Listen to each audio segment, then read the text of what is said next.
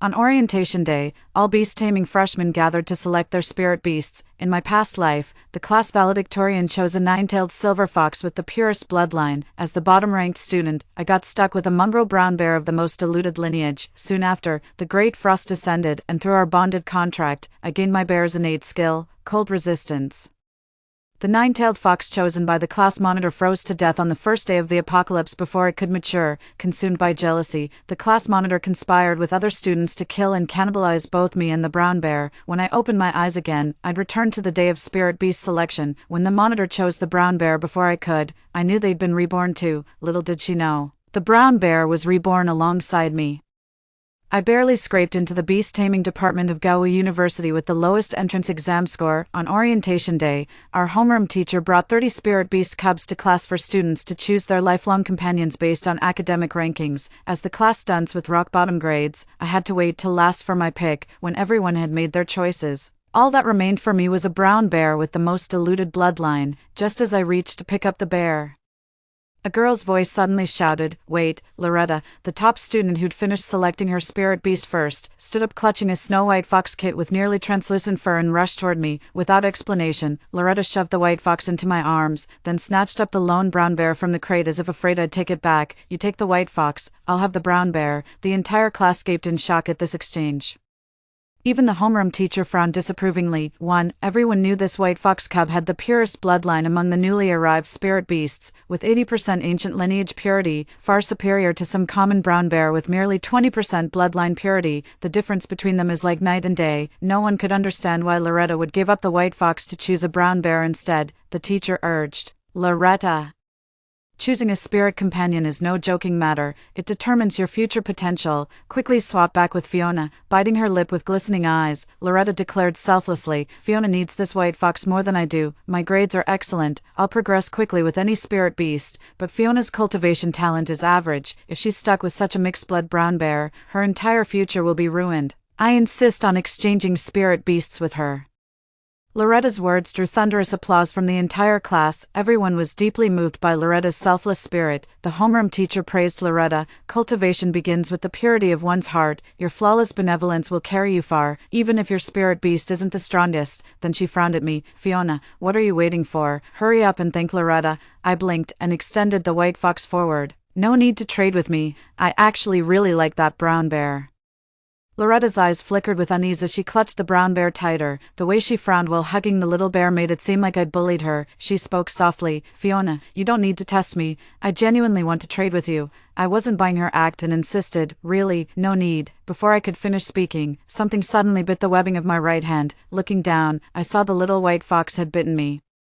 With crimson beads of blood welling up from the wound, the fox then extended its tongue, giving my skin tingling little licks. Before I knew it, the white fox had initiated a pact with me on its own, and not just any pact, a blood oath binding our lives together. My classmates stared at me, erupting in mocking jeers. So Fiona wasn't refusing Loretta's offer out of ignorance. She was putting on this whole act, pretending to return the white fox while secretly forming a contract. Terrified Loretta might change her mind. Never seen someone try to have their cake and eat it too like this. After forming a contract with the white fox, it drowsily closed its eyes and fell into a deep slumber. Listening to the murmurs around me, my aged face flushed crimson with embarrassment. Little did they know, I genuinely despised this useless white fox in my hands, forced into a contract by the little white fox.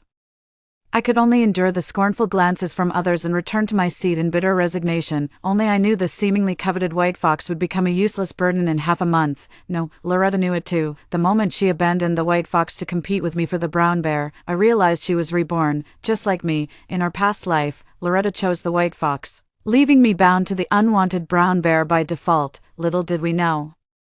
The frigid apocalypse arrived just half a month later. The entire planet plunged into absolute frost at -50 degrees, turning Earth into a giant freezer. The noble-blooded white fox required a longer growth cycle compared to other spirit beasts with mixed lineages. When the frozen apocalypse came, the white fox was still just a milk-dependent little runt, froze to death on the very day the apocalypse arrived. My brown bear, nurtured with meticulous care, has reached adolescence and awakened the shared talent ability. In -50-degree temperatures, it shared its innate skill cold resistance with me. I became the last person who'd fear freezing in this apocalyptic world. I joined the school's supernatural squad on a supply run, during which Loretta repeatedly tried to seduce the brown bear into breaking our contract to become her familiar, only to be rejected each time. Humiliated by constant rejection, Loretta spread rumors that consuming the bear's flesh could grant cold resistance. During another expedition, Loretta conspired with others to slaughter both me and the bear. In this cannibalistic apocalypse, we became mere provisions for their survival. I gazed sorrowfully at the brown bear in Loretta's possession. In my past life, we'd shared an unbreakable bond to comrades who'd trust each other with our lives.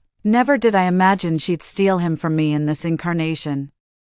Losing my innate skill cold resistance doesn't bother me much, but my heart aches thinking whether the brown bear gets enough food and warm shelter with Loretta. As I was spacing out while staring at the bear, its beady eyes suddenly met mine. To my surprise, the toy-sized cub deliberately winked at me twice, not once, not thrice, precisely 2 blinks. My heart swelled with joy. 2 winks had been our secret signal in our past life together.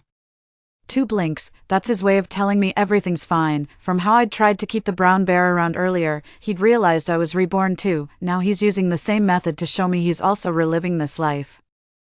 At this thought, I couldn't help but shoot Loretta, "You're on your own. Look, don't let that dopey brown bear appearance fool you. This one's a full-blown honey-coated menace." My eyes locked intensely with the brown bear's when suddenly, tiny warm lips closed around my fingertip. Looking down, I saw my ridiculously pampered white fox. That gorgeous but utterly useless little troublemaker had woken up. "I'm not useless," a voice rang out, dripping with aristocratic pride yet still carrying the sweet lilt of infancy. "And you, woman, don't you dare look at that dark-skinned freak." I poked the little white fox with my other hand and whispered, "Was that you talking?" The fox gave a haughty sniff and lazily rolled over in my arms. I realized I shouldn't call him a white fox. Yen Master would be more fitting. "My name's Lionel, woman. Though you may call me Yen Master if you prefer." I poked his forehead. "Listen here, you little brat, who taught you to be such an edgelord?" At the lectern, our homeroom teacher began demonstrating how to draw a contract sigil on the blackboard. Most familiar contracts are initiated by humans. Beastkin are inherently prideful, while their yen are relatively docile. Only a rare few will ever propose a contract upon encountering a human they favor. After the briefing, my classmates began attempting to form contracts with their spirit beasts, everyone except me.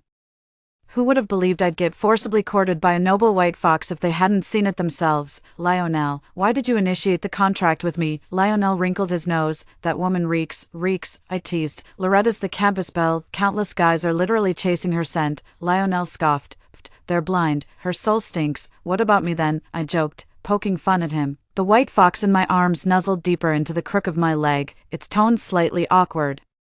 "Not bad, sweet." Suddenly I understood why Lionel forced that contract on me, like shoving a perfectly good cupcake into a pile of shit. Who wouldn't be terrified? When bored, I'd scratch Lionel under the chin. The Arctic fox's fur felt amazingly soft and thick like a giant cotton candy puff. I alternated between stroking his ears and squishing his belly, but ultimately couldn't resist that irresistibly fluffy, tantalizing tail. Too, they say you should never touch a fox's tail, but he's just a kid, so of course we can't let him off the hook. That fluffy white fox tail was practically begging to be squished by Mom. The moment my hand brushed against his tail, Lionel froze like he'd been shocked, his pale skin flushing pink beneath the snowy fur. "Stop that, woman, you pervert." She looked exactly like a bashful bride who'd been taken advantage of. I blinked and awkwardly withdrew my hand, then I turned the tables. "Kid, get your mind out of the gutter."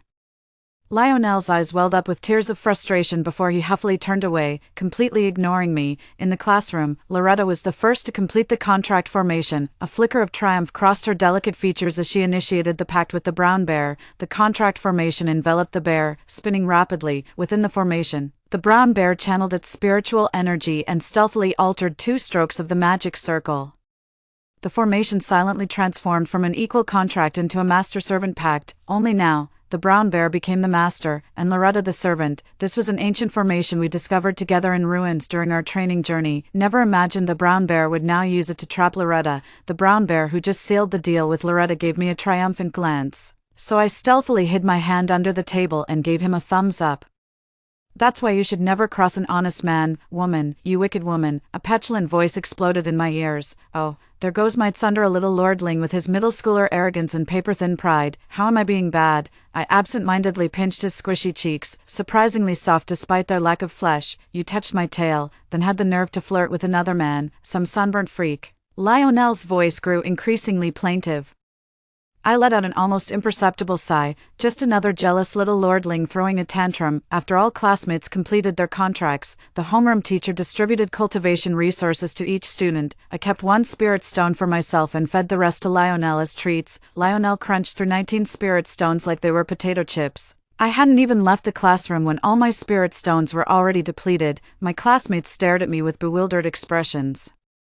Has Fiona lost her mind? She fed an entire week's cultivation resources to that white fox. Was she even paying attention in class? Doesn't she know spirit beasts have slow growth cycles? You can't rush their feeding. Those spirit stones were mainly meant for our own cultivation. What a waste giving that contract to the white fox. Even the homeroom teacher frowned. Some students should remember spirit stones are allocated in limited quantities each month. The school won't provide extras if you waste them. I knew the teacher was talking about me without naming names. I replied obediently, I understand, teacher. To be honest, I was extremely generous with cultivation resources toward the brown bear in my past life. While most students split resources with their spirit beasts at a 4:1 ratio, I always divided them equally with my brown bear. I believed that since we were partners, we should share everything 50-50, yet even with the brown bear, I was never as lavish as with the white fox. He got 90% while I kept just 10%. Not only did my classmates think I'd lost my mind, I was starting to believe it myself. It suddenly hit me: the white fox and I were bound by a blood pact. With ordinary equal contracts, neither party is affected if the other dies, but a blood pact is different. It's a life-for-life bond. If the white fox froze to death on the apocalypse's first day like last time, I'd be a goner too. So now, this ancestor's life is more precious than anything else. For the remaining time, find your own spots to practice, everyone. Carrying the white fox, I walked out when Loretta suddenly blocked my path with half her body. In a whisper only I could hear, she said, I know you've been reborn too, this lifetime. It's my turn to contract the brown bear and master frost resistance. I curled my lips. Then you'd better make sure to survive. Loretta's eyes gleamed with triumph. With my grizzly, survival's guaranteed. As for you two losers, enjoy freezing to death on doomsday's first dawn. The Arctic fox in my arms lazily cracked an eyelid to glance around. He lifted his rump and blasted Loretta with an earth-shattering fart. Loretta's composure shattered instantly as she shrieked and stumbled backwards several steps. Fiona, are you insane? Get that stinking fox away from me, TCH, I chuckled, cradling the white fox as I turned to leave. Beast rearing was a bottomless pit. Procuring vast amounts of spirit stones became an impossible dilemma. As I absent-mindedly tugged at the white fox's fur, a sudden realization struck me. In my previous life before the apocalypse, the media had exposed a small spiritual vein. Judging by the timeline, that vein should still remain undiscovered, with the white fox in tow. I immediately hit the road toward the spiritual vein without a moment's delay. When I arrived at the approximate location marked from my past life, to my surprise, Loretta had already beaten me there. As the heiress of a prominent family, Loretta's connections and resources far surpassed anything an ordinary person like me could muster. Standing at the periphery of the spiritual vein, I could only watch helplessly as she directed 20-some burly men in harvesting its energy. The white fox nestled in my arms, watching as one dazzling translucent spirit stone after another was mined. Swallowing hard with longing eyes, I covered the fox's eyes abruptly. Don't look, cub, these spirit stones are low grade. Mom will take you somewhere better to forage. Carrying the fox, I kept glancing back every few steps. Just as we were about to leave, a delighted voice suddenly echoed in my mind. Sister, is that you? I halted mid-step, bear, then asked. You've learned telepathy. That Loretta woman really splurged on me. Used a soul-waking herb to grant me mental communication. The brown bear added, Sis, why don't you take the white fox somewhere to rest first? I'll call you when we've mined all the spirit stones. As our mental conversation with the bear concluded, I snapped back to reality to find an enormous, exquisite fox face studying me with suspicion. Lionel planted his front paws on my shoulders, his proud fox face mere inches from kissing me. Warm breath brushed my face, none of the musky wild fox scent, just an indescribable hint of delicate fragrance. What are you doing? Lionel glared at me indignantly. Woman, how dare you cheat on me? I grabbed the fox by the scruff of his neck with one hand, pulling him off me while giving his fluffy cheeks a disciplinary pinch with the other. Watch your language, brat. Lionel sniffled, his voice tinged with genuine hurt. I'm not wrong. Your soul reeks of bear musk. It's that dark-skinned one, isn't it? I arched an eyebrow. This little fox had quite the nose on him. Lionel continued his accusation. In our white fox clan, whoever we form a blood pact with becomes our lifelong mate. You can't go sneaking around with that brown bear. My cheeks flushed slightly. Little brat, what do you know about mates at your age? Lionel's eyes welled up with unshed tears as he flailed his paws in an exaggerated air-swimming motion.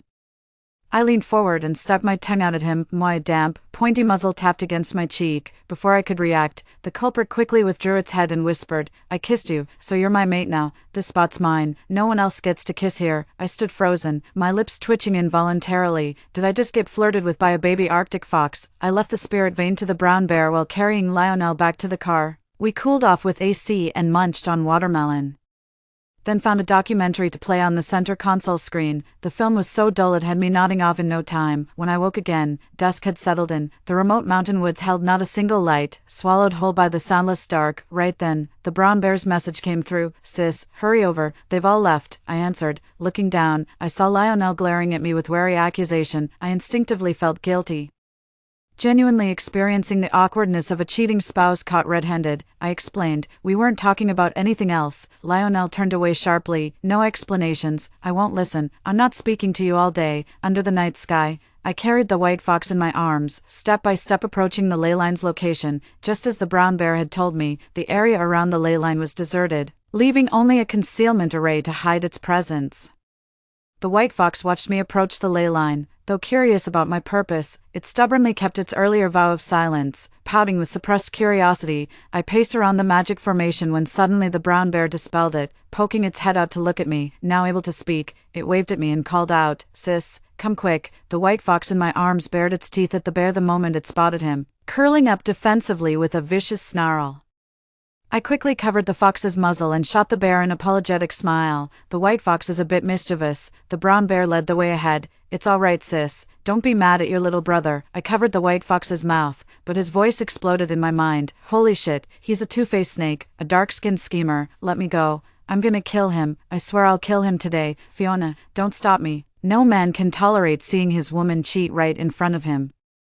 "How dare you hook up with this two-faced bitch right under my nose while I'm still breathing? What kind of man hides behind women? Let me go. I'll settle this with him once and for all." "So noisy. How noisy? Way too loud." Glancing at the faint spiritual energy rippling around the brown bear, I loosened my grip with a soft snap, letting the white fox leap to the ground. Lionel, sprawled on the ground, turned back to stare at me in disbelief. He clearly hadn't expected me to actually let go. He inched toward the brown bear at a snail's pace of 0.008 meters per second, glancing backward every few steps. On his fourth hesitant look back, he shot me one last uncertain glance. "Not even gonna stop me? What if I beat your precious lover to death?" 3. I glanced at the spiritual energy radiating from the brown bear. After gorging on spirit stones all afternoon, its power level was easily 50 times greater than the white fox's. At this point, it was anyone's guess who'd kill whom. I smiled playfully at him. "Relax, show me your warrior spirit. If you take him down, you'll be the only one in my heart from now on." The white fox nervously scraped its claws against the ground, visibly tempted by my words, but after stealing another glance at the bear's intimidating aura, it sheepishly retreated to curl up by my feet again. "All right, since you're genuinely remorseful this time, I'll let this little rendezvous slide, but don't let it happen again." Me, // The brown bear divided the spirit stones from the ley line into 3 piles. It kept a tiny pile for itself, leaving one small pile and another massive mound the size of a hill. "Sis, I'll just keep these." Lionel stared at the massive pile of spirit stones with greedy eyes, his jealous voice echoing in my mind. "Woman, that dark-skinned fellow is being awfully generous with you."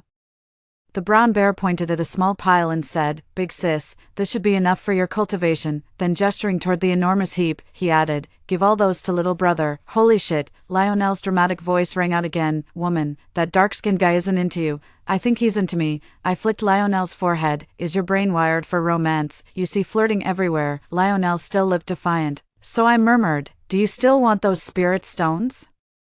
He instantly behaved. I looked at the brown bear with concern. "I've emptied this place. Will Loretta hurt you?" The bear shook its head. "Sis, that woman obeys my every word now." The next day, Loretta stared dumbfounded at the depleted spirit vein, stammering, "Why you used up all these spirit stones." The bear nodded. "This puny little spirit vein, barely a snack for me." The brown bear continued, "Didn't you say I needed to awaken the innate skill frost resistance within 2 weeks?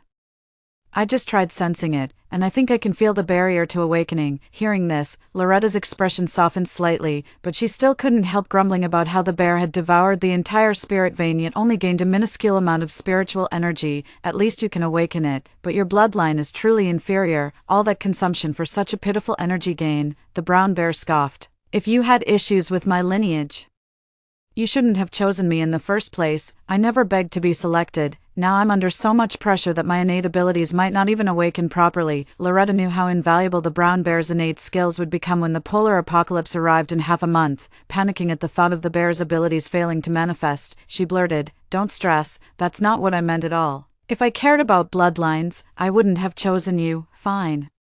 The bear conceded grudgingly, "But I'll need spirit stones for cultivation. Have someone deliver more, nothing excessive, just 10 truckloads will suffice." Loretta gritted her teeth so hard her gums bled. 10 truckloads, the brown bear scoffed. "Is that a lot? Get me 10 truckloads, and I might just awaken an advanced talent skill, 10-mile cold resistance, protecting everyone within 10 kilometers from freezing." 10 kilometers, Loretta's eyes gleamed with naked avarice.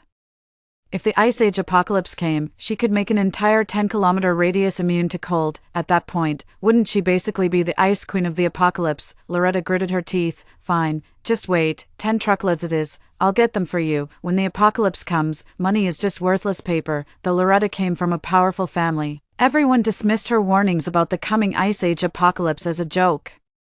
They found it even more ridiculous that she wanted to waste 10 truckloads of spirit stones to awaken a useless frost-resistant trait in some low-bloodline spirit beast. Cut off from family support, Loretta had to sell everything she'd ever been given in the family home, cars, all her designer handbags and jewelry. When I saw Loretta at school again, she was wearing the same outdated outfits, eating nothing but plain steamed buns with chili sauce for lunch. It was clear she'd poured every last penny into the brown bear's care, but she'd never know. After selling all her worldly possessions for 10 truckloads of spirit stones, the brown bear kept only a tiny fraction for herself. The remaining 99% all ended up in mine and the white fox's pockets. I only used 1 or 2 spirit stones occasionally to practice cultivation, just so I wouldn't forget how to wield spiritual energy. All the remaining spirit stones, I gave to the white fox. The white fox devoured spirit stones at an alarming rate before falling into deep slumber. Any stone placed near him would instantly be drained by a powerful suction force, crumbling into dust. Just the spiritual energy feedback from the white fox's cultivation had already made me several times stronger than my previous incarnation. As for Loretta, her current spiritual energy couldn't even match the strength of other students in class. For the sake of the brown bear, she didn't use a single spirit stone on herself. The brown bear kept gaslighting her. "If I fail to awaken my talents because you skimped on 1 spirit stone, don't say I didn't warn you." Everyone said Loretta was washed up. From the very first day when Loretta bizarrely chose the weakest, least talented brown bear, people thought she'd lost her marbles. Loretta scoffed at the gossip. "What do you know? Just wait. You'll see I was right all along." The day before the apocalypse, in the sweltering summer heat, temperatures suddenly plummeted overnight, and snow began falling across the globe. At first, people joked about the June snowfall, saying it must signify some great injustice, but by noon the next day, global temperatures had dropped to -20 degrees Celsius, and unease began creeping in. The weather is so abnormal. Could this be a sign of some impending disaster? The snow keeps falling harder and harder, with no sign of stopping, fearing potential accidents during the snowstorm.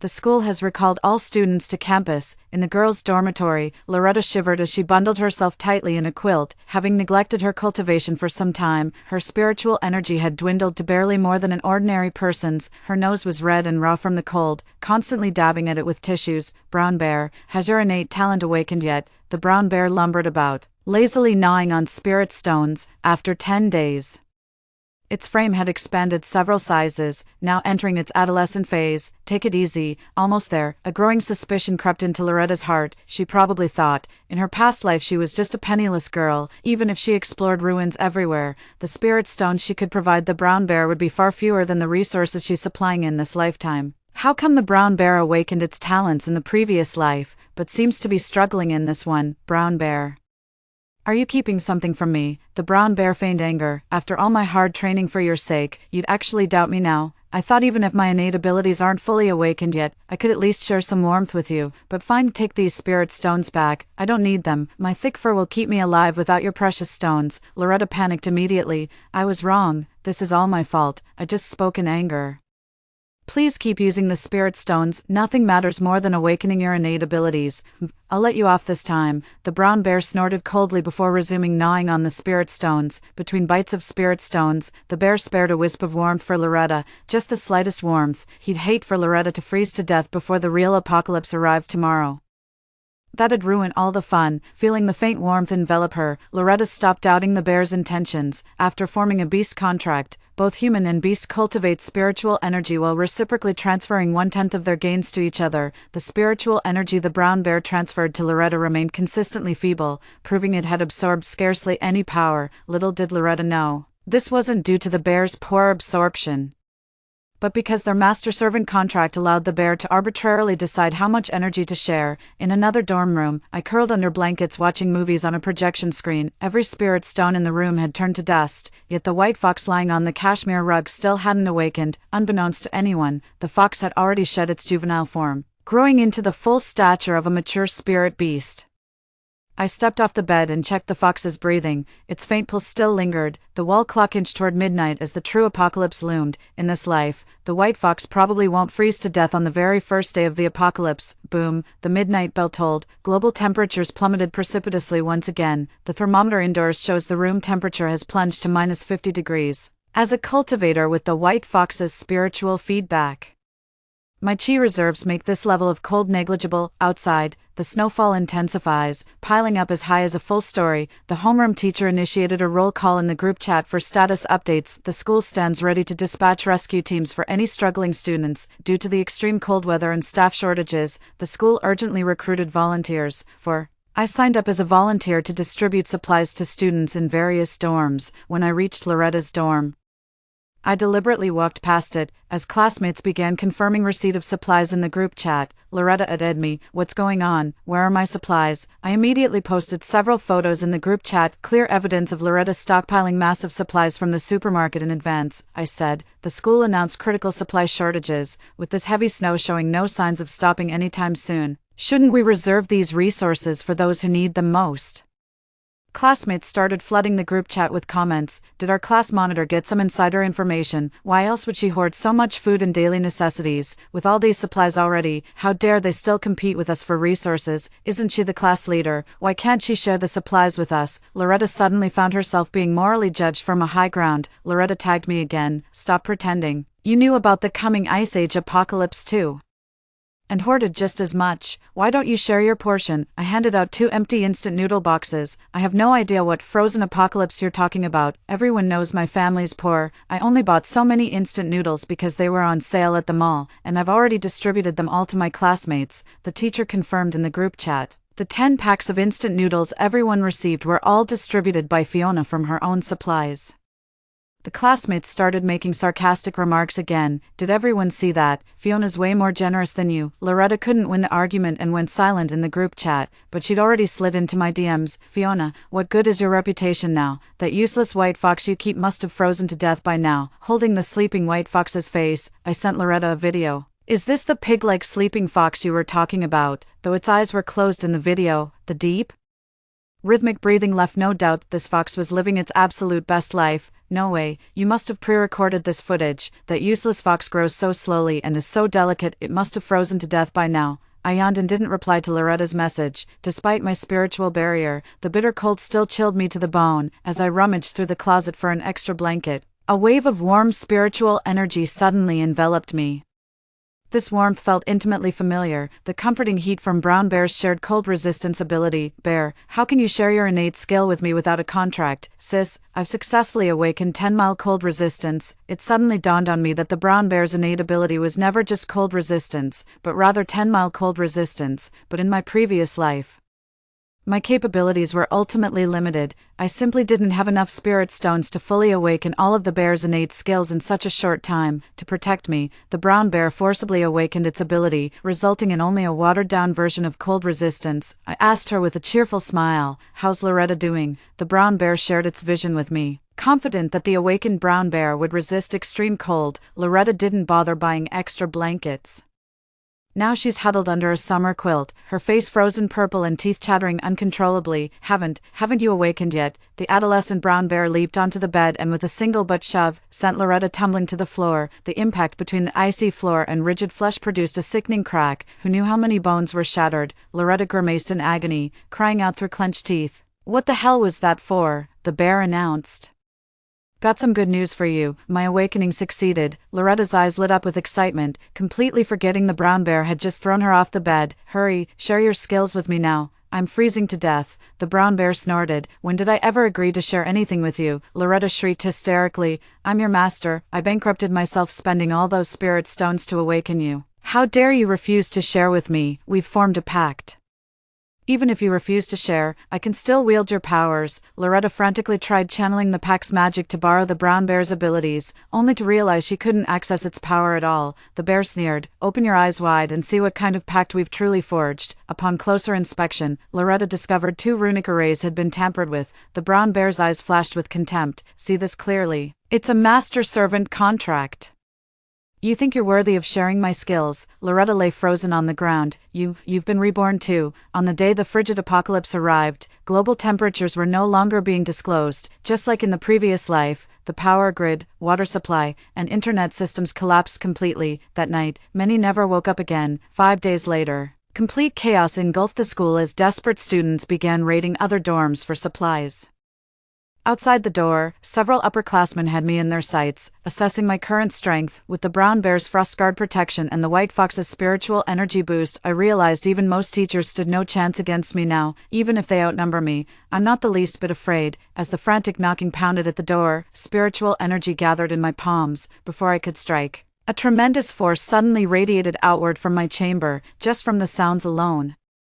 I could vividly picture the chaos unfolding outside, bodies tumbling in disarray. The white fox remained curled on the rug with closed eyes, while a voice born of divine consciousness projected outward through my room. A chilling yet commanding voice rang out, "Get out." The intruder scrambled away in panic. I stroked the white fox's head. "Lionel, are you waking up?" Some tried to break into Loretta's dorm too, but the brown bear drove them all away, thanks to the brown bear's presence.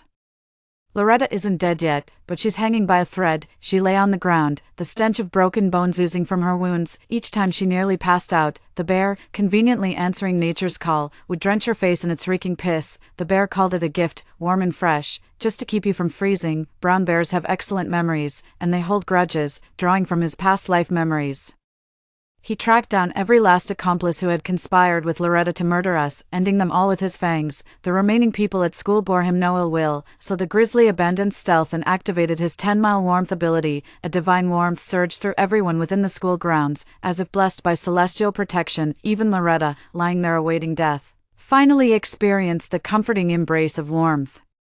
A scalding warmth surged through her body. What might have been a blessing to others became the very curse that hastened her life's ebb. Not just her bones, countless organs had been fractured in the earlier impact. The sub-zero temperatures had slowed their decay, freezing them in time. But now, abruptly thawed, like some half-defrosted microwave meal, Loretta's organs began their systemic collapse into putrefaction. She lay motionless on the ground, shifting slightly as if searching for a less agonizing position. Foul-smelling pus oozed slowly from her eye sockets, nostrils, ears, and the corners of her mouth. Her eyes remained wide open until the moment of death. 5. That morning, I awoke to an unusual warmth enveloping my body. As I opened my eyes, an enormous weight pressed down upon me from above. His chiseled face had sharp, narrow bone structure and well-defined features. Powerful arms cradled my head as he slightly lowered his gaze, revealing the tantalizing contours of his sculpted pectorals pressing down. His entire body radiated warmth like a living furnace. As I stirred slightly, those almond-shaped eyes fluttered open, revealing unnatural amber irises that held no trace of humanity.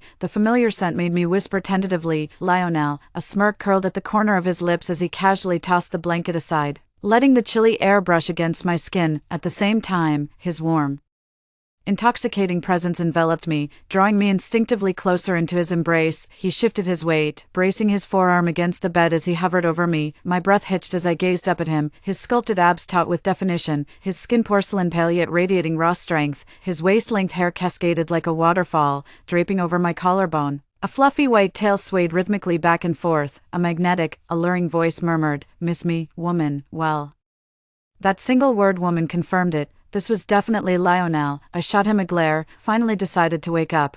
He let out a soft chuckle, featherlight and meltingly sweet to the ears. OMG, his voice is so adorably whiny. "I'm totally obsessed," he stated with certainty. "You are worried about me," I said. "Well, I can't very well wish for your death." He lowered his head and suddenly pecked my lips. "Still got that sharp tongue, woman." I covered my mouth in shock. "Lionel, That was my first kiss. Lionel's grin widened. Not your first, I've kissed you before. We sealed that deal long ago. The reason he took so long to wake up was because he was awakening his innate abilities. With his noble lineage, Lionel faced far greater challenges than other beasts in awakening his talents, but after all these days, he finally succeeded. Lionel, what's your awakened ability? Lionel replied nonchalantly, enlarge. My eyes widened as my mind went to the gutter. Big. I stole a furtive glance. It did seem sizable, but for a noble spirit beast of my lineage, awakening such a skill felt rather unconventional. A smug smirk played on Lionel's lips as he teased with mock seriousness. Why so flushed, woman? Getting the wrong idea. I meant the range of my innate ability is vast. As we spoke, the snow outside had quietly ceased falling. The thick layers of clouds gradually dissipated, revealing the long-lost sun that bathed the earth in its warm glow. I heard an excited voice from the schoolyard. Look everyone, the sun's out. It doesn't feel as bitterly cold as before, thank goodness. The apocalypse is finally coming to an end. I heard Lionel's voice murmur, the white fox is an auspicious omen. My awakened innate ability is genesis of all things. Lionel's handsome face pressed against my ear, his warm breath gently caressing my neck. His fluffy tail brushed against my abdomen with playful insistence, nuzzling like a spoiled pet. How will you reward me? Story 2. After the zombie outbreak, Max's overly kind nature kicked in, and he wanted to save the new transfer student. I tried to persuade him not to go, but a line of subtitles suddenly appeared before my eyes. Lyra is just jealous of our female lead. She's been blocking the meeting between the male and female leads from the very beginning, and later she'll target the female lead everywhere, trying to steal the male lead. So vicious. Can this vicious supporting female character, Lyra, go offline soon? I really want to see how miserable she'll be when the male lead abandons her. Don't worry, this story is guaranteed to be satisfying. The supporting female character will eventually get infected with the zombie virus and suffer for 5 days before dying, and my name is Lyra. It turns out that I'm just a catalyst for the relationship between the male and female leads, a vicious supporting female character, but now the apocalypse has arrived. Who still cares about romance? As a vicious supporting female character, shouldn't I steal the limelight from the main characters? 1. Max is my childhood friend who grew up with me, and he's also the person I've had a crush on for 20 years. When the zombie outbreak happened, we were reviewing in the third-floor library.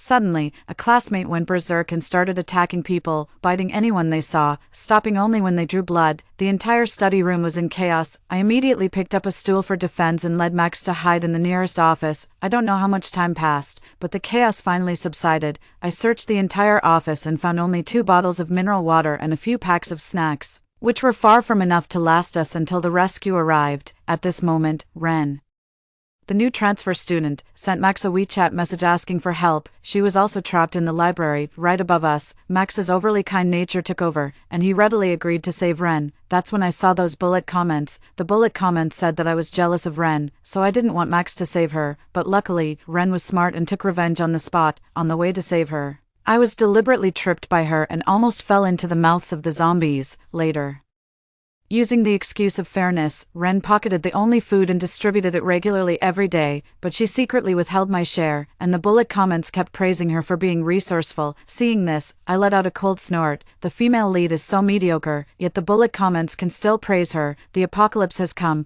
Who still cares about romance? Since the bullet comments say I'm a vicious supporting female character, then I'll be as vicious as can be.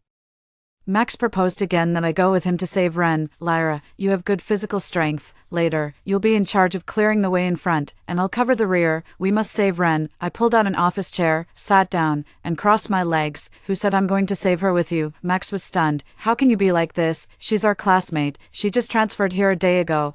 I'm not familiar with her. Besides, there are only 2 bottles of water in the office, and one of them is mine. If you save her, are you going to share your bottle with her? Max sighed and his tone changed. I know you like me, but this is a matter of life and death. You can't be so selfish. If Ren comes, I'll definitely share my water with her. I don't even need to drink it myself. According to the bullet comments, Max will push me into danger countless times in the future for Ren's sake. I looked up again and re-evaluated Max. How did I fall in love with such a person?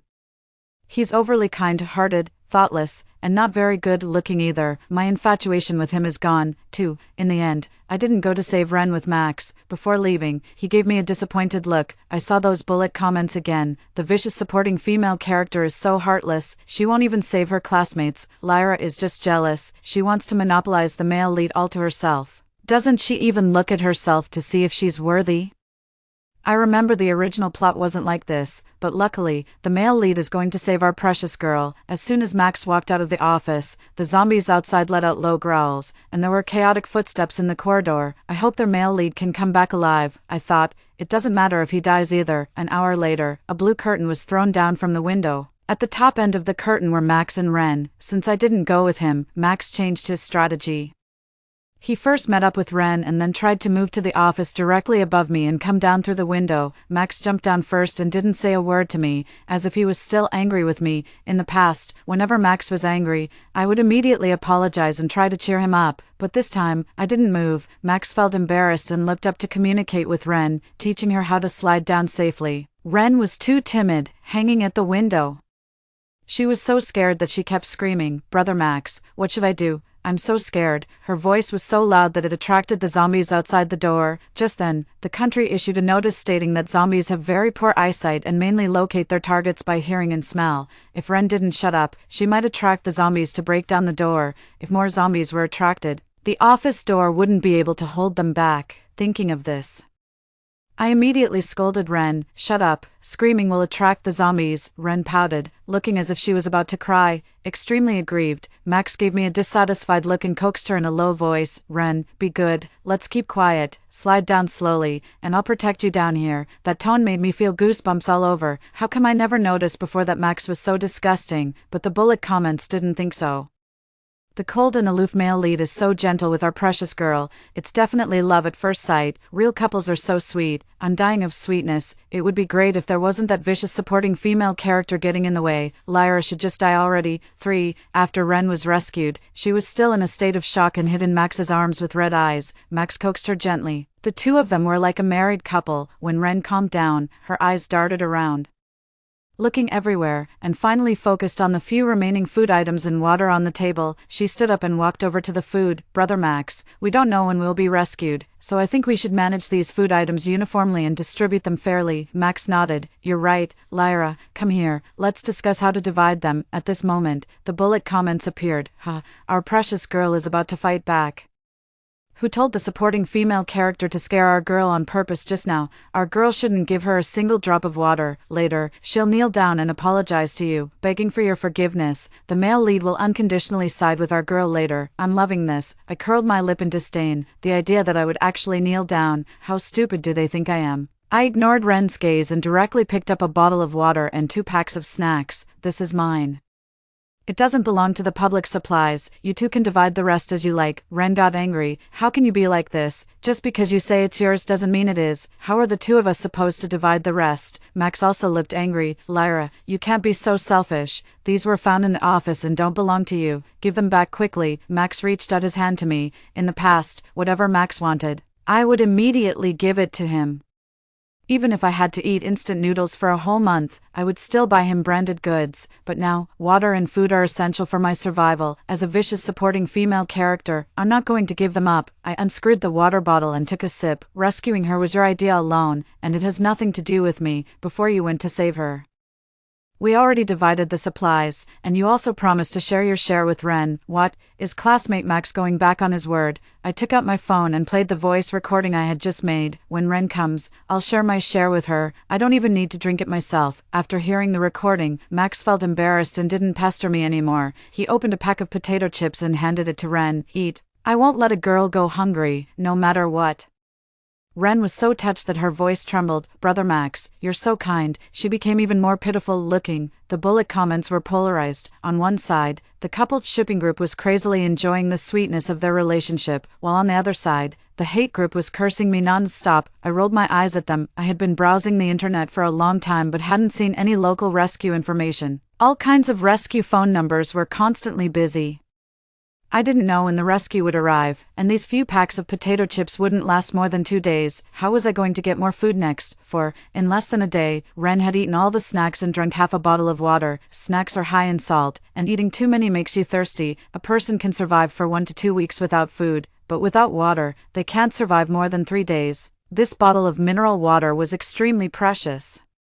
and I planned to save it for a critical moment. When going to bed at night, Ren complained that the office was too cold and the floor was too hard, and she couldn't sleep well at all. Brother Max, can you borrow the curtain that Lyra is using? I'm on my period today, and I'm really not feeling well. I had taken down the curtain before dark. At night, the temperature was low, and not covering up would make me catch a cold. Getting a fever at this time could be fatal. When I took down the curtain, Ren kept mocking me. Aren't you afraid of getting dirty? This curtain hasn't been washed for years. Aren't you worried about getting sick from using it? I looked at Max. He remained silent, his eyes full of concern for Ren. In the dark, I heard a voice, and Max's shadow appeared in front of me. Lyra, lend the curtain to Ren. She's in poor health. His tone was firm and unyielding. I wrapped the curtain tighter around me and turned over. Then she should exercise more.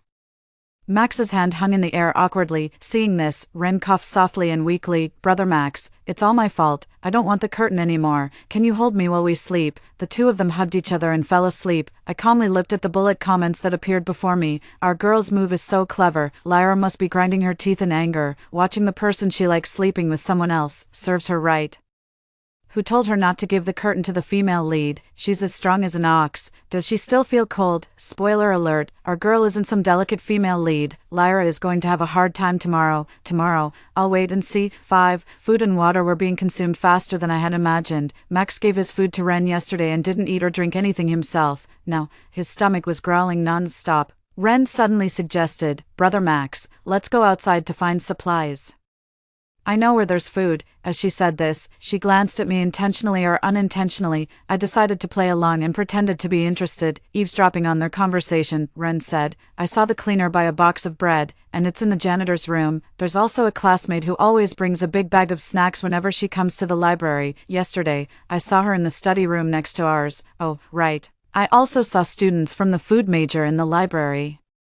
They must have food there. The more Ren talked, the more excited she became. Max also lowered his head and started thinking, but my heart grew colder and colder. Was she really the female lead? Why did she only think about stealing other people's things? I spoke up. What if they're still alive? Ren looked up in confusion. Who? The cleaner, the snack-loving classmate, and the students from the food major. What if they haven't turned into zombies? How are you going to get their food? Ren sized me up and down. Don't tell me you're one of those overly kind-hearted people. It's the apocalypse now. Why do you still care about other people's lives? They can't all be alive, right? There must be one or two who are dead. Even if they're all alive, we can talk to them. Not everyone is as selfish as you. Are you going or not? If not, stop bothering me. Her tone was impatient, but I could still hear her suppressed excitement. It seemed that she had already planned how to make things difficult for me. 6. In the end, I decided to go with them. After all, I didn't know when the rescue would arrive, and I needed to prepare enough supplies. However, I didn't have any intention of stealing from others. What I had my eye on was the vending machine in the corridor. Before going out, I took out the perfume I had found in the office and sprayed it all over myself. Zombies mainly rely on smell and hearing.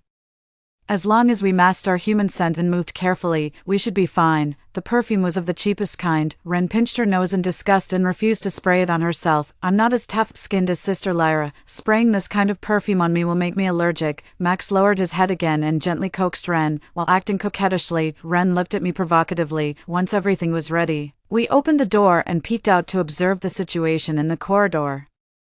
When the zombie outbreak happened, there weren't many people in the library, so there were only a few zombies wandering in the corridor. As for the study rooms, we had no idea what was inside. We tiptoed all the way to the janitor's room without disturbing any other zombies. The cleaner was nowhere to be found, and the bread was just left out in the open. Ren rushed to hug the box. This is public property. I'll keep it for now. Max looked back at me and signaled for me not to argue with Ren. Let her have it. After all, she found it. I didn't say anything. The next destination was the study room, but there were too many zombies inside, so we decided to give up. Just as we were about to pass the study room, Ren suddenly slammed into me, pushing me into the study room. Then, she pretended to be concerned and said, Brother Max, what should we do? Lyra fell. Because of Ren's shout, all the zombies in the study room turned their blood-red eyes towards me. They let out terrifying growls, showing their excitement at seeing prey. Ren looked down at me with a mocking expression in her eyes. At this moment, the bullet comments appeared. Well done, female lead. I heard that the supporting female character almost got bitten by the zombies here and begged the female lead to save her in a humble way.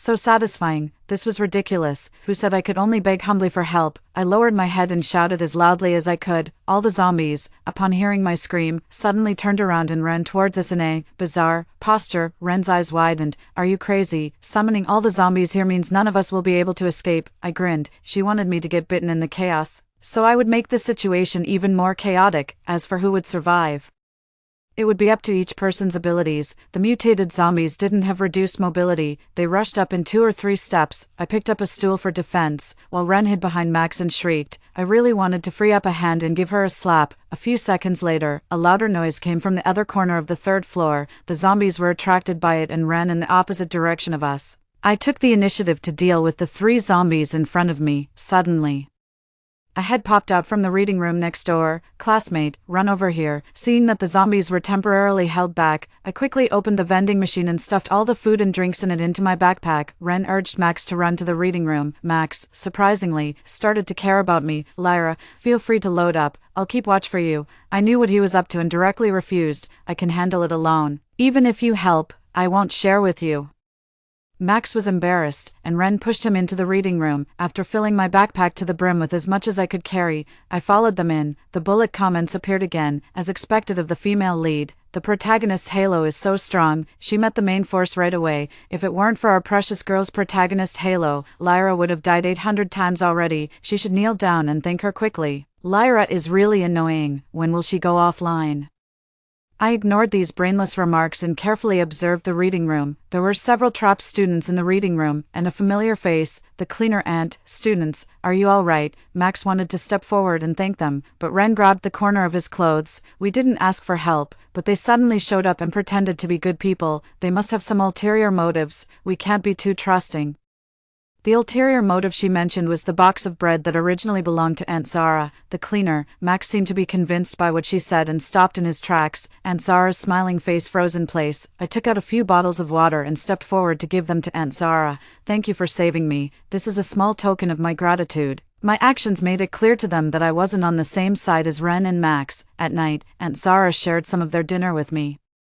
When passing by Ren and Max, I didn't even give them a glance. Ren pouted. Who cares about their snacks? We have sweet and delicious bread. But the next second, she was stunned. Why are the bread all expired? How can anyone eat this kind of thing? In the corner, Max's face was hidden in the darkness, and his expression couldn't be seen clearly. 8. Aunt Zara had long recognized that the box of bread was hers and didn't argue with Ren. Hearing Ren's disgusted voice, she looked a bit sad.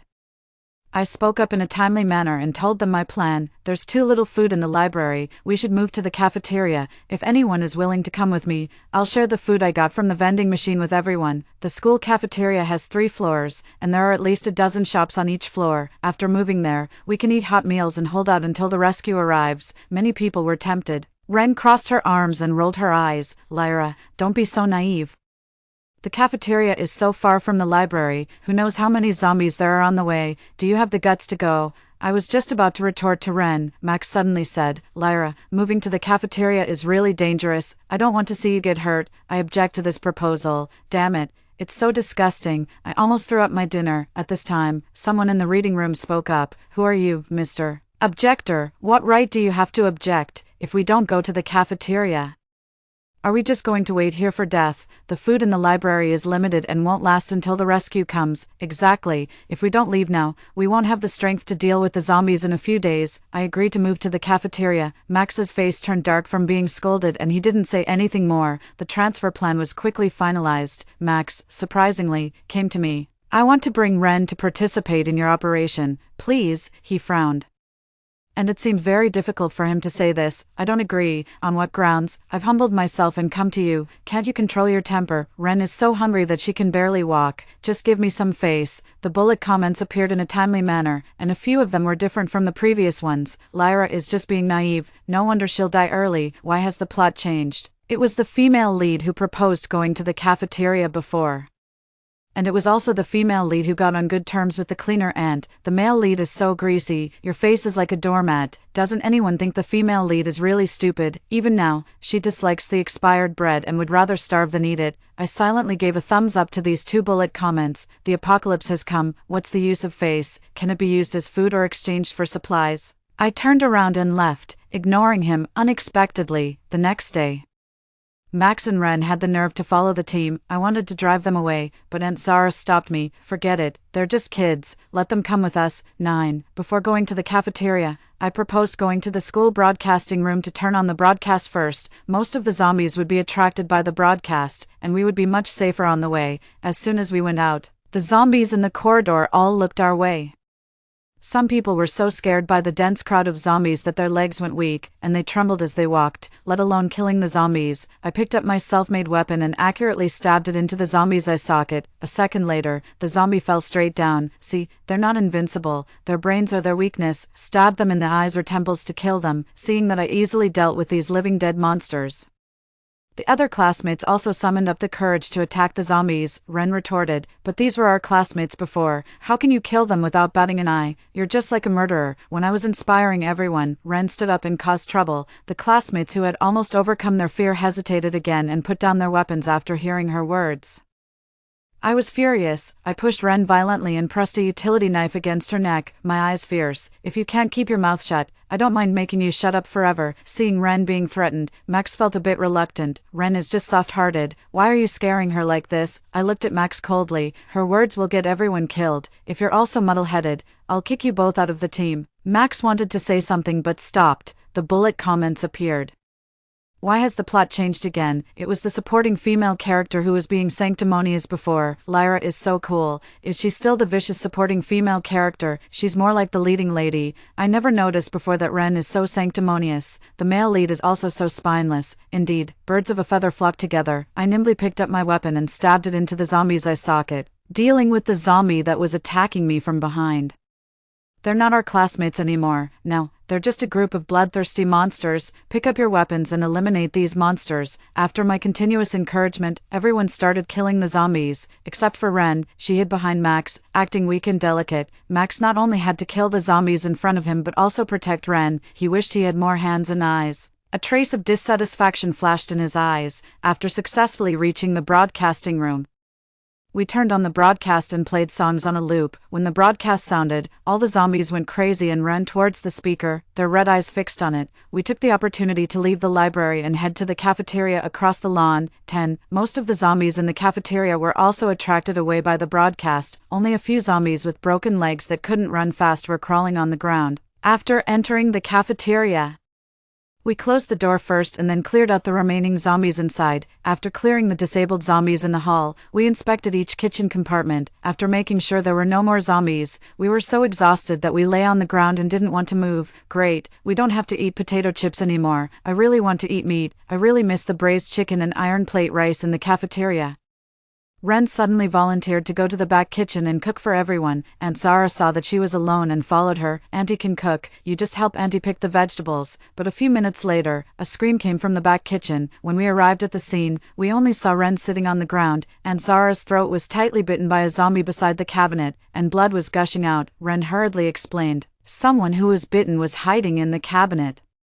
When Aunt Zara opened it, she was bitten. It has nothing to do with me, but what she said sounded very strange. Would a normal person be in such a hurry to argue that it had nothing to do with them? But the most important thing now is to deal with the zombie. As for Aunt Zara, no one had the heart to do anything to this kind and generous aunt, seeing that she was about to turn into a zombie. We had to move her outside the cafeteria. While doing all this, Ren hid in the corner and mumbled, "It's better for this kind of person to die. She's just a burden at her age." Everyone was secretly sad, and no one noticed Ren's abnormality. The bullet comments revealed the truth. What kind of female lead is this? Aunt Zara was clearly killed by her. It was Ren who opened the cabinet first. When the zombie pounced on her, she pushed Aunt Zara out. I really hope Ren will go offline quickly. She's so despicable. Seeing this, I couldn't hold back anymore.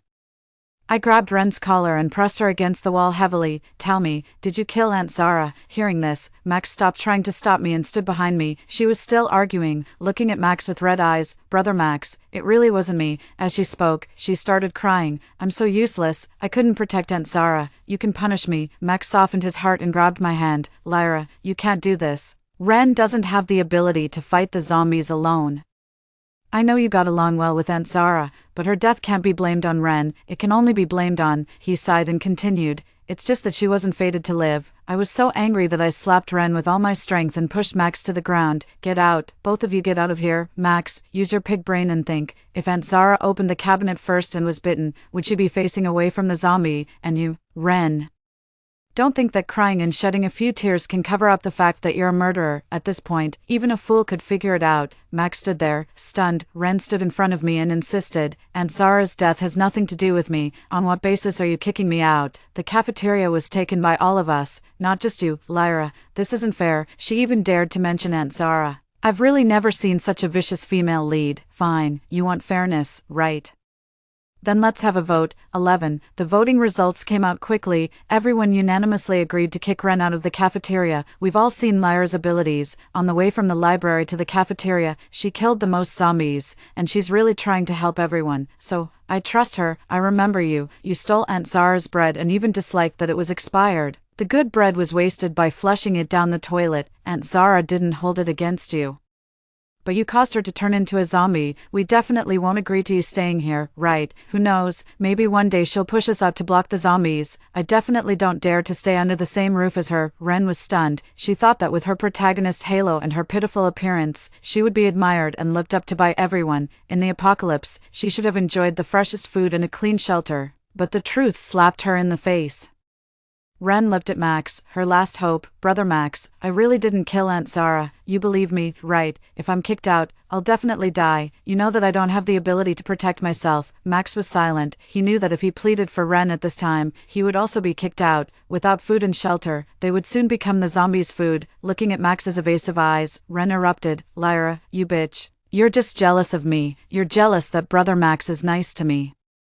So you're trying to frame me. Now that everyone is on your side, are you satisfied? You'll die a horrible death. Sooner or later, you'll be eaten by the zombies. But what's the use of just being tough with words? This is the apocalypse. Only those who are strong enough to survive the zombies have real ability. Before Ren was kicked out, Max couldn't bear it and secretly gave Ren some instant food. Ren didn't appreciate it and smashed the food to pieces. 12. Since Ren left, the bullet comments hadn't appeared for a long time. Max also seemed to have changed. He tried his best to get my attention. When I started cooking, he washed the vegetables and rinsed the rice beside me. If there was something I wanted to eat, he would search for recipes and make it. I don't eat fat.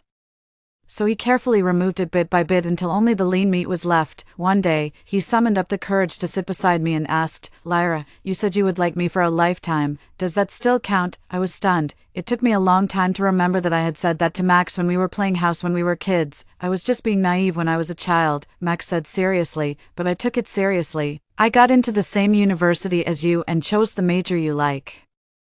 I can also feel your feelings for me, so, can you be with me? I found it ridiculous. The university I attended is a 211 university in our province. He was just lucky to get in. He only chose this major because his mother signed him up for it. It has nothing to do with me. I did like Max before and narcissistically attributed everything to the fact that he also had feelings for me. But since the first day of the zombie outbreak, when I saw those bullet comments, I disenchanted myself with Max. In my eyes, he no longer had that special filter. He was just an ordinary person. Where's Ren? I asked. She's just a classmate. I have no relationship with her, so that's how it is. They hugged each other for warmth every night when they slept and he protected her behind him when there was danger. Now he said they had no relationship. I became even more disenchanted with Max. He didn't even have the courage to openly admit his relationship with Ren. How could such a cowardly man be worthy of confessing his love to me? 13. That night, there was a rustling sound at the entrance of the cafeteria. I thought it was just zombies passing by, so I ignored it, but after a while, there were people talking in low voices. Are you sure there are no zombies in the cafeteria? Of course, we took over the cafeteria and cleared it out. There's also countless meat and vegetables in the freezer. It can sustain us for a year, guys. Put in some effort to pry the door open, then we'll have something to eat. I immediately woke everyone up and told them to be on guard. I pulled open the thick curtain and saw the faces of the people prying at the door outside. As expected, Ren was among them. The leading boy had a fierce expression and was muscular. When he saw us, he smiled maliciously. I thought there was no one inside. Since there are people here, open the door quickly. The zombies have been attracted here, at this moment. The bullet comments appeared. Lyra, don't open the door, he's lying to you. Once you let them in, Ren will immediately ask these people to tie you up and take over the cafeteria alone. Ren will also drug you and give you to these people to play with. Damn, I've never seen such a despicable female lead. She's not even human. A classmate wanted to open the door, but I stopped him and shook my head. This group of people wasn't made up of students. Which student would pry open a door? And I seemed to have seen this fierce-looking person somewhere before. The people behind him were all dressed in shabby clothes, but they were holding steel bars and knives. They were probably the construction workers behind the dormitory building. We were just a few unarmed college students. If we let them in, the consequences described in the bullet comments would come true, and the culprit, Ren, was hiding behind them, looking at me provocatively, as if she thought that relying on these people. She could easily step on me, I said to the leading man. The cafeteria has 3 floors, there's no one on the 2nd and 3rd floors, you can go up the stairs outside. I tried to keep my tone calm and not show any clues, but he still had a playful smile, stayed at the door, and even signaled the people prying at the door to continue. We came all the way here and don't have the strength to fight the zombies anymore. Let us in and have a full meal first, and then we can go upstairs. It seemed that they didn't plan to leave. I turned around, picked up the stool leg hidden behind me, and slammed it into the glass door. There was a huge noise. The people outside panicked. Damn it, this woman is crazy. The zombies have been attracted here. I looked at them fiercely. That's right, I'm crazy. If you insist on prying the door open and breaking in, let's see if you can pry the door open faster or if I can smash the glass faster. When the zombies come, no one will be able to survive. After that, I slammed the stool leg into the glass again. The zombies outside had a fierce light in their eyes and gathered towards the cafeteria. Although the zombies moved slowly and had low intelligence, no one dared to confront a group of zombies head-on. The tide of zombies would swallow everyone up. I raised the stool leg and confronted them. The leading man spat on the ground reluctantly. Damn it. This crazy bitch. Let's go to the 2nd floor, 14. But when they left, they abandoned Ren. She crawled and tried to chase after them, but someone pushed her down the stairs. We can't get into the 1st floor. What's the use of you? Go down and feed the zombies. Seeing the zombies getting closer, Ren sobbed on the ground in fear. She leaned against the glass door and begged for help. Lyra, for the sake of us being classmates, please open the door and let me in. Okay. I didn't say anything. Ren panicked. I know I shouldn't have fought with you over Max. I'll give him to you. Can you forgive me? She kept looking back because the zombies were almost here. I still didn't say anything. After all this time, she still didn't even know what she had done wrong. I didn't care about Max, and I didn't care about her apology either. If she hadn't deliberately framed me and hadn't killed Aunt Zara at the beginning, I might have let her in, but now, it was too late. The apocalypse had come, Brother Max. You still like me, right? As long as you let me in, I'll forgive you for what happened before. But this time, Max didn't fall for her tricks, he said coldly. I've never liked you. The one I like has always been Lyra. When Ren heard this, her expression was as if she had been struck by lightning. Then, her face contorted with anger. Bitches, you're all bitches. What did I do wrong? I just killed that damned person. Why should that cleaner be on an equal footing with me? She was slow and would hold me back. Didn't she deserve to die? And you, Lyra, you're just a supporting female character. You deserve to die too. I'm the female lead in this world. I have the female lead halo. I don't need your help. I can definitely survive. I can survive. Before Ren could finish her words, a zombie bit her neck from behind, and that zombie was Aunt Zara. Ren struggled. She pushed Aunt Zara away, but 2 more zombies surrounded her and started biting her, not until she was on the verge of death, with corpse spots appearing on her body and her eyes turning cloudy as she started to turn into a zombie. Did the zombies stop biting? I'm the female lead. I won't die. Ugh, huff. Ren could no longer make human sounds.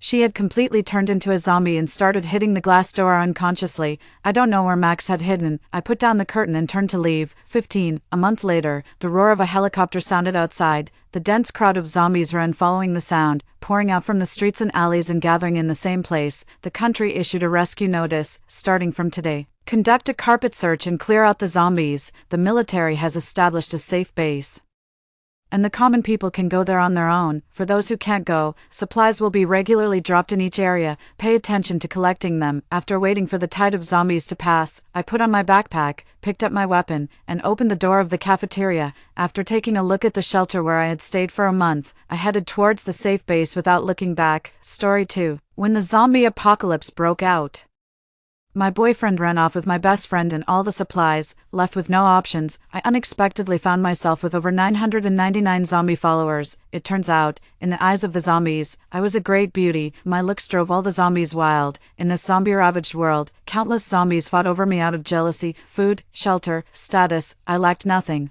The front lines will be breached in 3 hours, and the infected will soon flood into Z City. Please, all citizens, collect supplies and make all necessary preparations for protection. I stared blankly at my phone, my heart sinking. The so-called infected were the zombies. The underlying message of the emergency announcement was clear. From now on, we were on our own. I quickly woke up my sleeping boyfriend, Adam, and called my best friend, Della, to come over. In the apocalypse, survival meant sticking together with those you trusted the most.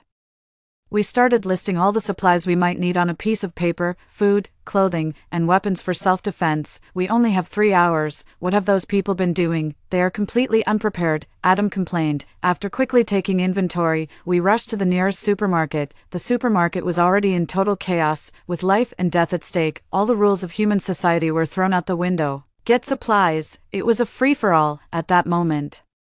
A helpless tension filled my heart. Della, you grab the food. Adam, you grab something we can use for defense. Make it something strong, in case we were discovered by zombies. At least there would be a slim chance. However, when we left the supermarket to check our supplies, I realized we hadn't grabbed a single item for defense. I was a bit angry and confronted him about it. Unexpectedly, Adam said, "Why worry? Look at these muscles. Anyone comes at me, and they're getting a couple of good punches. It's the apocalypse. We should be grabbing consumables. Haven't you ever played a video game?" I almost cursed out loud. Adam, you might be fine, but have you thought about me? Even if we don't encounter zombies, what if we meet some deranged people? I knew well that, in the apocalypse, people could be just as cruel as zombies for supplies. He chuckled dismissively. Come on, you don't think you'd be a target, do you? Besides me, who would be interested in you? Look at yourself. Even a zombie wouldn't have an appetite for you. Maybe you'll even survive till the end. I stared at him in disbelief. Adam, how could you become like this? My friend Della had told me that the apocalypse would strip away everyone's masks. Back then, looking at my caring and gentle boyfriend,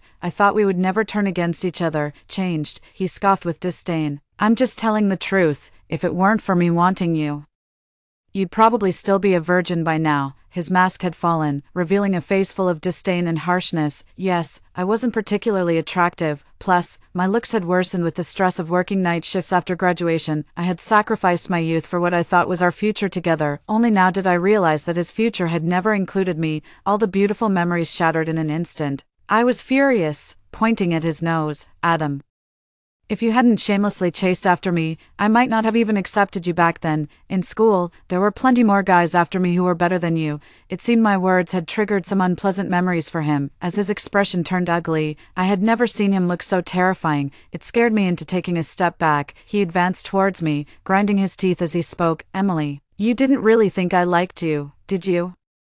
Do you think I would willingly play nice with you, this ugly woman, if it wasn't for the fact that you could get me into the company after graduation? Adam spat fiercely on the ground and scoffed coldly. Now do you think you, this burden, have any value to me? Having said that, he got into the car and gave Della a look. My heart skipped a beat. Della, you too? Sorry, Emily, resources are limited. You're on your own. Della also got into the car. The engine roared to life.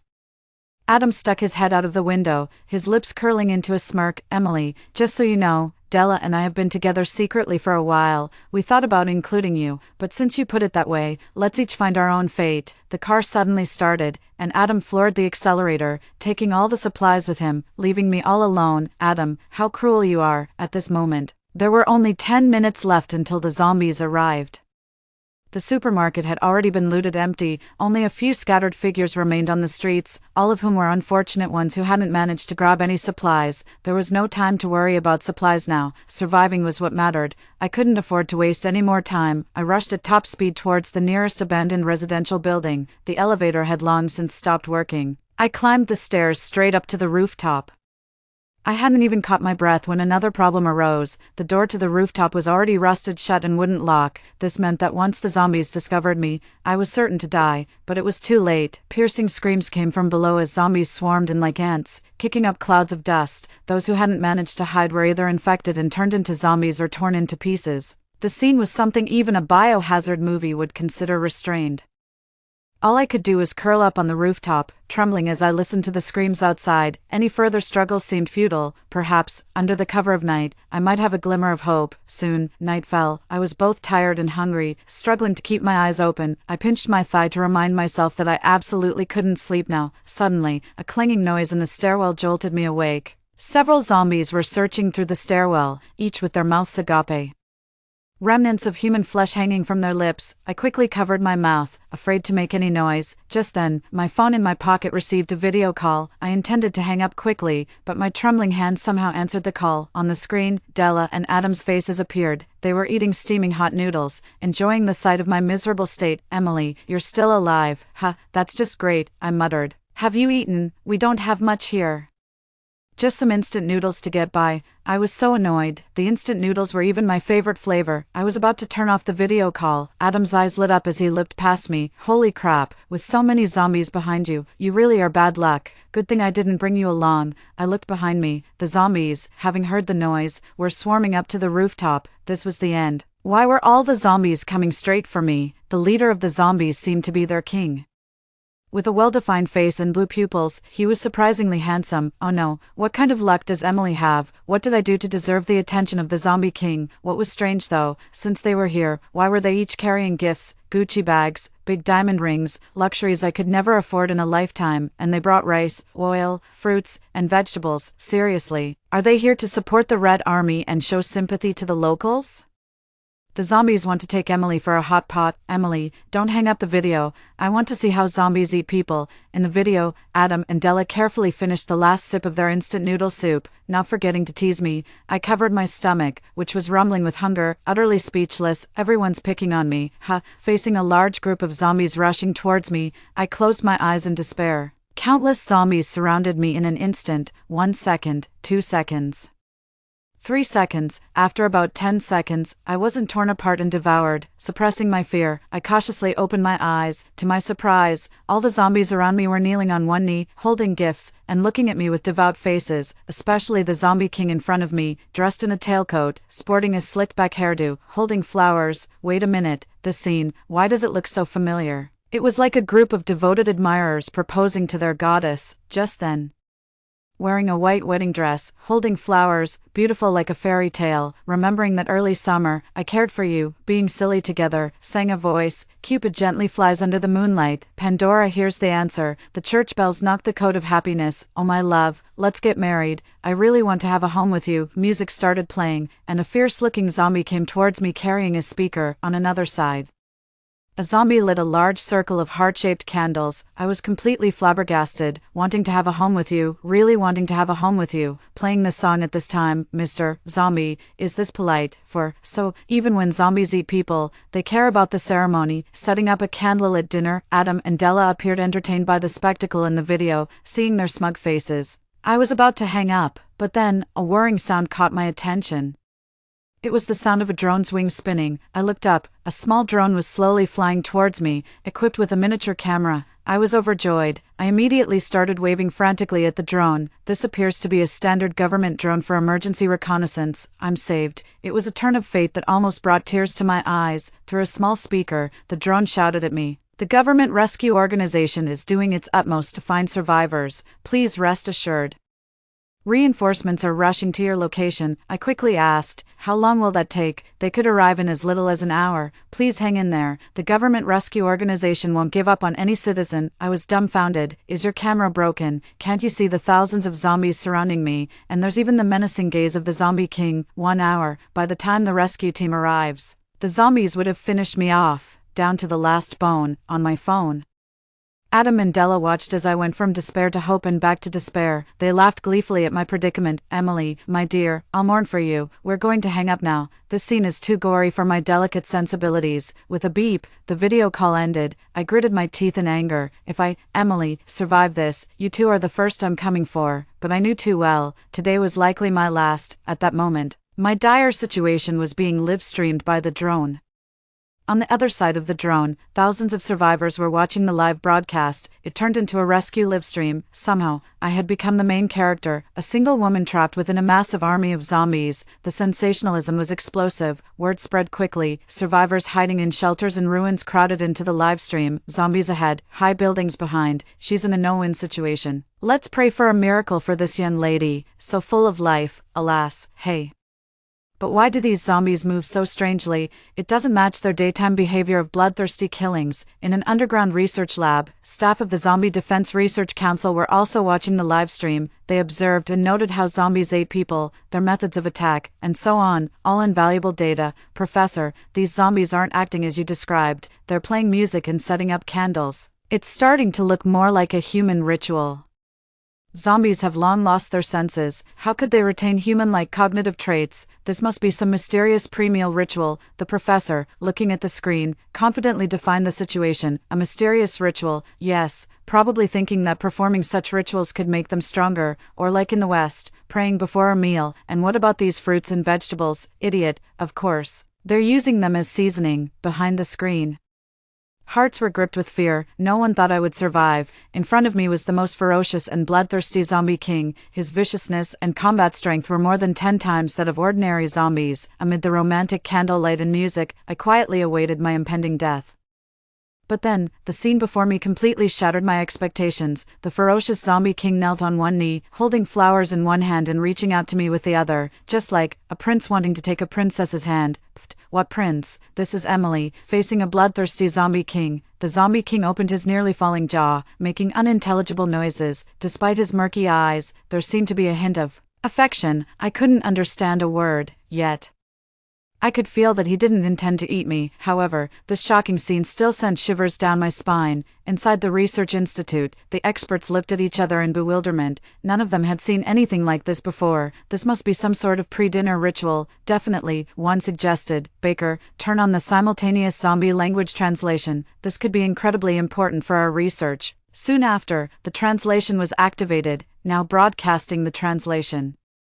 Then, from the drone, a strange voice was translated. I want to dye my hair the brightest colors and carry the deepest scars, all to find my beloved. What do you think I want to drink? Not blood. I want to protect you. As a zombie, do you know why I caught a cold? Not because I'm chilly, but because I'm utterly defenseless against you. I even went for an infusion today. What kind? Longing for you throughout the night, my dear goddess. You are like a fire in the long night, igniting my long-isolated heart, revealing how empty my days are without you. A series of cheesy and cliched lines were translated, combined with the zombie king's imposing and ferocious appearance. The scene was utterly absurd. Not just me, everyone was dumbfounded. What's going on? Is the translation system broken? Or have my ears and eyes stopped coordinating? The visuals and audio are a total mismatch. How can such cheesy lines come from a ferocious zombie king?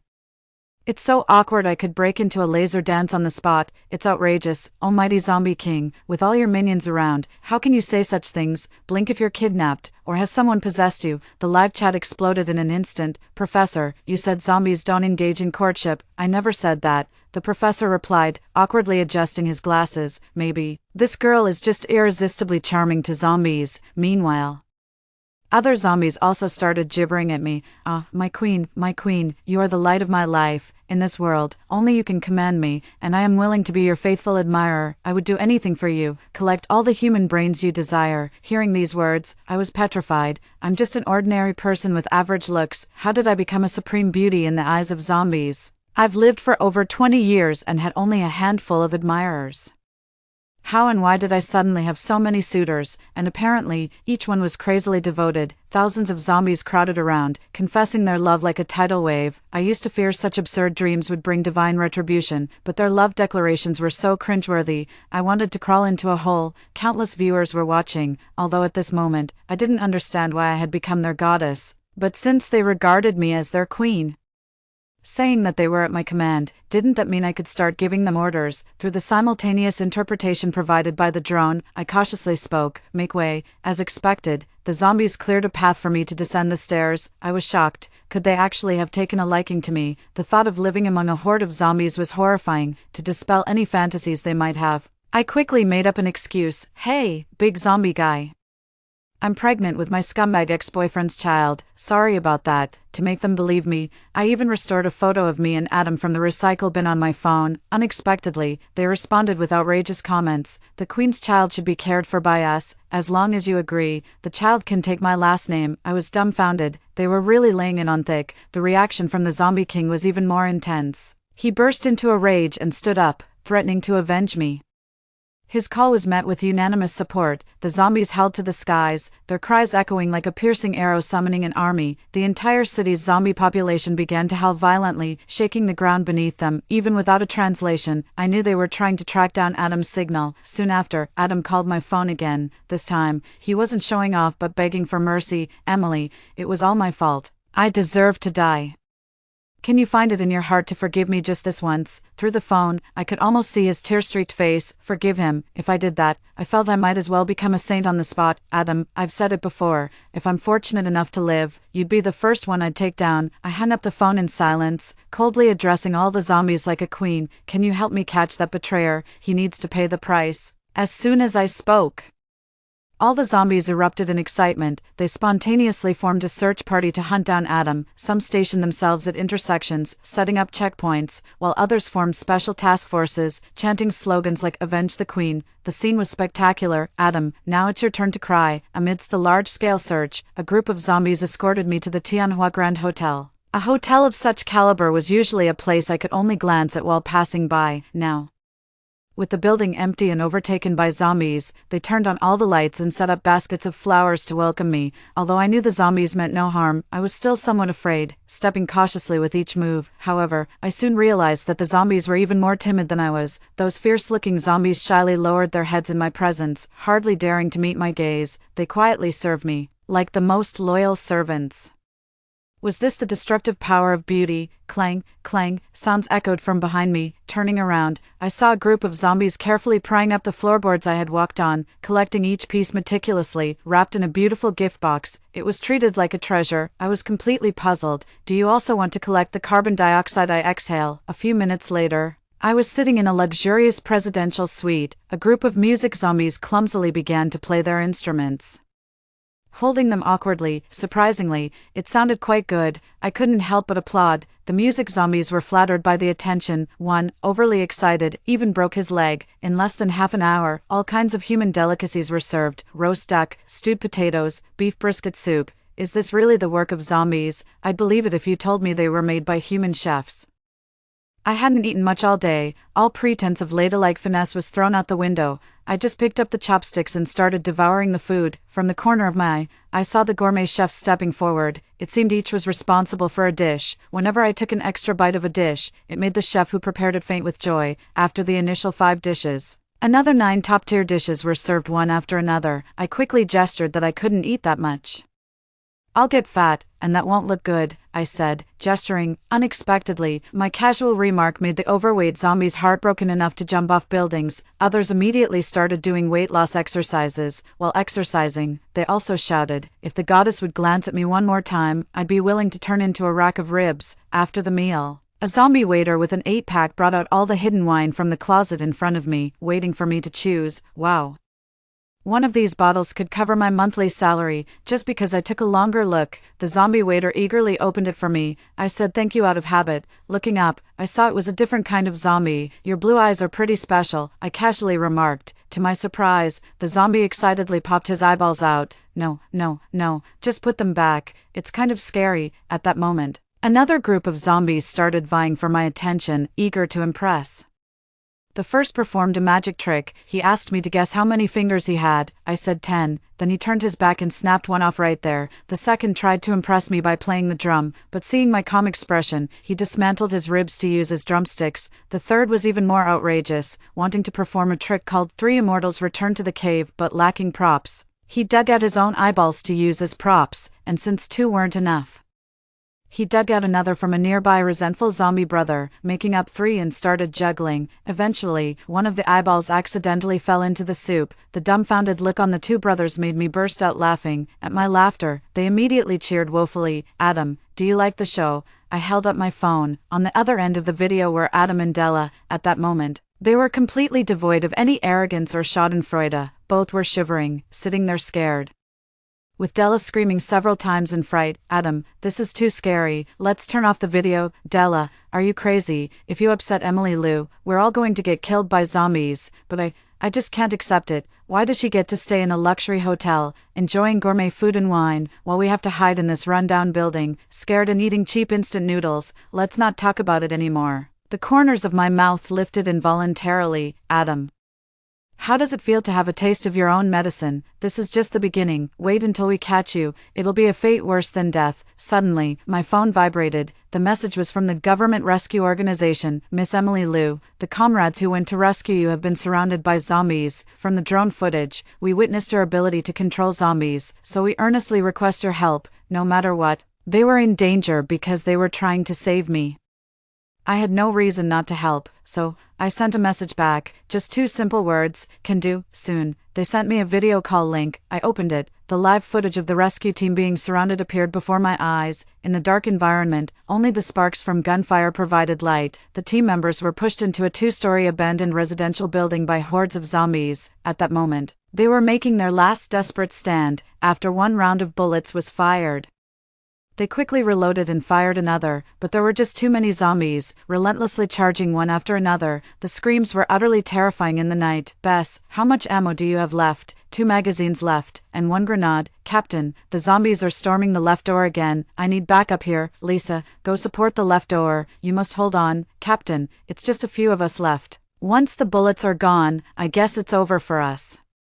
It's not wrong to die with you guys, but I still haven't found my brother. I don't know if he's still alive." "Stop talking nonsense. They said help is on the way. Just hold on a little longer and we'll all make it out alive." With so many zombies, even if all the nearby rescue forces came, they couldn't save us, and besides, there's not enough time. Limbs and arms flew everywhere, screams rose and fell, and the scene was gruesome. As the zombies were too numerous and firepower was running low, several zombies had already broken through the windows and were fighting hand-to-hand with a female team member. Then, one of them slashed her throat. Blood splattered everywhere. Edna, another male team member, blinded by rage at the sight of his loved one's death, ran out of bullets and charged into the crowd of zombies with a knife. "You sons of bitches." He was quickly overwhelmed by the zombies. Soon, 3 more were dead. In the end, only 4 team members were left. "Captain, we only have 1 magazine left, and all grenades are used up. Use the butt of the gun, and keep holding on. It's over. We're definitely finished. They all dead. Just the few of us can't hold out until help arrives." Like ants, the zombies crazily climbed up the vertical walls, and with only 4 team members left, their firepower was severely insufficient. Desperation was written on everyone's faces. Even the team leader, who always encouraged everyone, knew that there was a high chance he wouldn't make it back. Eventually, the zombies stormed up to the 2nd floor. The 4 of them stood back to back, huddled together. In the leader's hand was the last grenade. Even in death, they refused to become food for the zombies. This was their final act of dignity. "Being able to die with my comrades is worth it," he thought. "Stop it, Green. It's my fault for not being a strong enough leader. In the next life, we shall be comrades again." As he prepared to pull the grenade pin to annihilate both his team and the zombies, just then, "Wait a second, Captain." The zombies seem to have stopped. Something outside seems to have drawn their attention, and they're not attacking us anymore. The sounds of combat ceased, and the air suddenly turned dreadfully silent. All the zombies moved outside, looking in one direction as if on a pilgrimage. The 4 of them cautiously peered out the window, following their gaze. "Captain, is that our backup?" A drone projected on the graffiti wall. The face of a human woman appeared before their eyes. In the hotel, I held my phone, live streaming, looking at the infatuated faces of the zombies. I couldn't help but feel moved. It seems my face works better on zombies than bullets. After coughing twice, I said solemnly, "These humans are my friends. If you hurt them, I'll be very upset. I think you wouldn't want to see me upset, would you?" My words, translated simultaneously by the drone, reached the crowd of zombies. "Captain, who is this woman?" Her words made the zombies leave. "You're joking, right?" A team member scoffed at this. However, reality proved him wrong quickly. "Look, the zombies really left." "Holy shit, for real?" They rubbed their eyes, scarcely believing the miracle before them, but the truth was right there, undeniable. The swarm of zombies, upon hearing my words, acted as if they had received a divine decree. Without hesitation, they all willingly left. For their beloved goddess, they would do anything. After the zombies had left, the 4 team members cautiously came out. They looked up at my projection as if they were witnessing a deity. "Fairy sister, what's your Instagram? How about we add each other?" Green, who had just doubted me, instantly turned into a loyal admirer. "Sorry, I've got something else to handle," I replied, hanging up the video promptly. "It's not that I'm heartless, but the zombies urgently passed on a message. Adam and Della had been found. Adam and Della were tied up in the hotel, at my disposal. The team of zombies that found them looked at me like a dog that had retrieved a bone, eagerly anticipating my reward." "Well done, you truly are the best," I casually praised, making the bloodthirsty zombie king beam like a child. Adam and Della were already trembling with fear. His pants were even wet in patches. I almost lost my composure. "Oh, Adam, didn't you always boast about your strength, claiming anyone who came at you would face your wrath? Yet, when faced with a zombie, you turned out to be even more cowardly than me." Seeing me, Adam immediately shifted on his knees, begging for mercy, desperately grasping for this last lifeline. "Emily, I was just being stubborn before. You know I have a bad temper, and usually, you're the one who puts up with me. You won't mind this time, will you? There was a bit of a misunderstanding in the middle. I know you're angry, you can hit me or yell at me, but you have to believe that I truly love you. We have so many beautiful memories, you can't just forget them all." I watched him plead in his pathetic state with amusement and remained silent, seeing that I wasn't reacting. He quickly shifted the blame to Della. "It's all because of this woman seducing me. She's been doing it behind your back. I was momentarily blinded and made mistakes following her, but I've been regretting it ever since, only thinking about making amends with you." Della became frantic upon hearing this. "What do you mean I seduced you? Have some shame. Wasn't it you who kept asking me out for meals and movies? Would I have gotten involved with you otherwise?" Perhaps finally seeing Adam's true colors, Della quickly distanced herself from him and clung to my legs. "Emily, I was confused back then, and now looking back, I really regret it. Our years of sisterhood," she sobbed, tears streaming down. "What a joke, pretending to be all sisterly when it was you who agreed to run away with me. Adam, you bastard, you promised to protect me if zombies came, but you coward. You got caught by them so quickly." Both were extremely selfish. Now that they had completely fallen out, their insults grew even harsher. The show wasn't over yet. The zombie king charged forward, pried open their mouths, and brutally pulled out their tongues with his claws. "You don't deserve to speak to our queen, you two selfish humans." I waved my hand dismissively. What a pity to interrupt such entertainment. Wouldn't it be better to let them live a little longer? Adam and Della instantly understood, ignoring the pain of their fresh wounds, and kept kowtowing to me. I looked coldly at these two, once the most important to me, yet also the ones who hurt me the deepest. I am a soft-hearted person, but these two truly don't deserve my forgiveness. Dragged these two cursed beings away. Before I could finish, a loud noise of fighting erupted outside. My nerves tensed instantly. Was the hotel under attack? Could it be the government rescue organization? Impossible. They knew I was in this hotel. If not humans, then I went up to the second floor of the hotel and looked out the window. Two groups of zombies were tangled in a fight, and clearly, the zombies on the other side were stronger. The zombies beside me told me that these were the more powerful combat zombies. "My queen, we will protect you to the death." Then, under the lead of the zombie king, all the zombies charged out. The hotel was instantly empty, leaving just Adam, Della, and me. Suddenly, a loud laugh echoed through the hall.